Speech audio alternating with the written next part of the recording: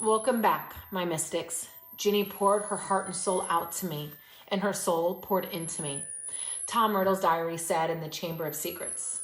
Have you ever wondered why the first Horcrux Harry destroyed was Tom Riddle's diary? Why this object, a simple journal, held such powerful dark magic?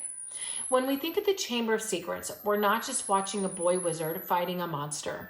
We're witnessing the soul's first great initiation. The battle between Harry and the basilisk is not just about courage. It's about awakening the root chakra, the energy centers that anchor the soul into the body.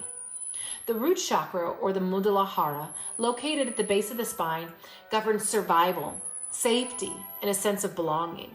It connects us to the earth, to stability, and to life itself. It's the foundation of our physical essence. And it's also where fear and separation first take root. When the ego rules the center, it becomes dominated by anxiety, scarcity, and a desperate need of control. And for Tom Riddle, that root was never nourished. He grew up in an orphanage, unloved, unseen, and uncertain of his worth. And what happens when our foundation is built on fear instead of truth? The ego takes control. But in splitting his soul, Voldemort also split his connection to life and to love. He anchored a piece of his soul into a diary, an object of memory, illusion, and manipulation. That diary represents the wounded root. It's a symbol of trauma on replay. The stories we tell ourselves that keeps fear alive within us. And the diary writes back, just as our trauma does, whispering old narratives that distorts our current reality. But what does Harry have to do? The soul? He has to destroy it.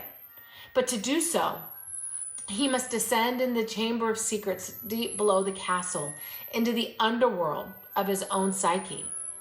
That descent mirrors the spiritual truth found in every ancient tradition. You must go down in order to rise up. Just as Christ descended into the tomb before resurrection, Harry must enter the darkness of the chambers to confront the serpent, the primal symbol of fear, deception, and control. At root level, the serpent represents the ego's grip on survival, the fear that if we let go, we'll die. But the serpent is also sacred. It guards the light. It's the guardian of the life force. In Eastern tradition, the serpent is a kundalini, the coiled energy at the base of the spine that awakens when the soul reclaims its power from fear. And what's even more beautiful, Harry isn't fighting for himself. He's fighting to save Ginny, his feminine counterpart, the aspect of emotional innocence and love that has been trapped by illusion of fear. This is deeply symbolic. To activate the root chakra, the soul must rescue the feminine, the heart, the emotional body, the creative life force, from the control of the ego's false narratives. When Harry drives the basilisk fang through the diary, he's just not defeating dark magic. He's defeating the illusion, the lie that we can survive without love. Ink bleeds like blood. And something profound happens in that moment. The false self dies so that the truth can live.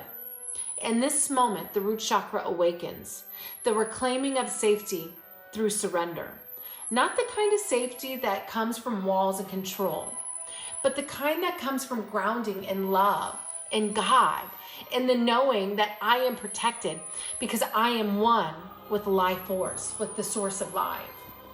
In Christian mysticism, this is the resurrection of the soul. Christ, like Harry, faces the serpent not to destroy the sacred, but to redeem it. The Bible said, "Be wise as serpents and gentle as doves." The serpent isn't evil, it's energy.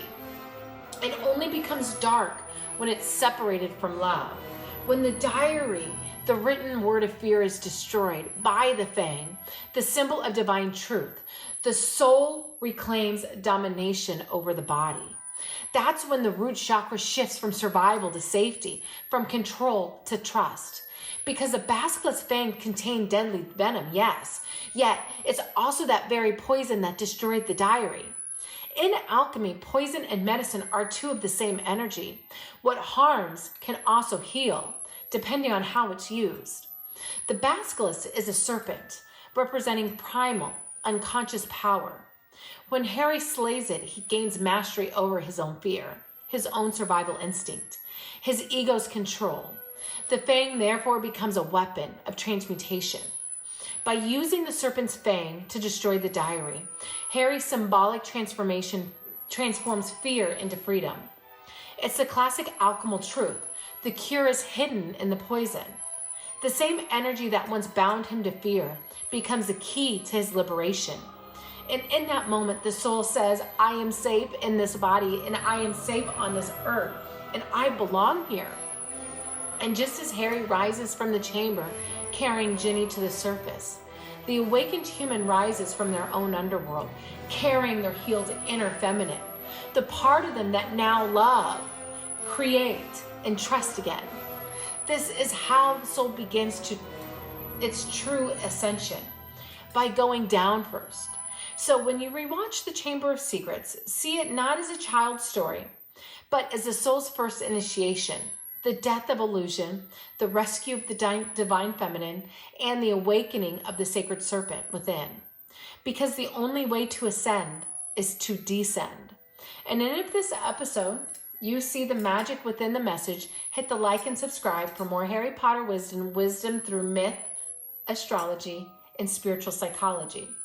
And in the next episode, we're going to explore the ring and the sacral chakra in the realm of desire, creation, and emotional power.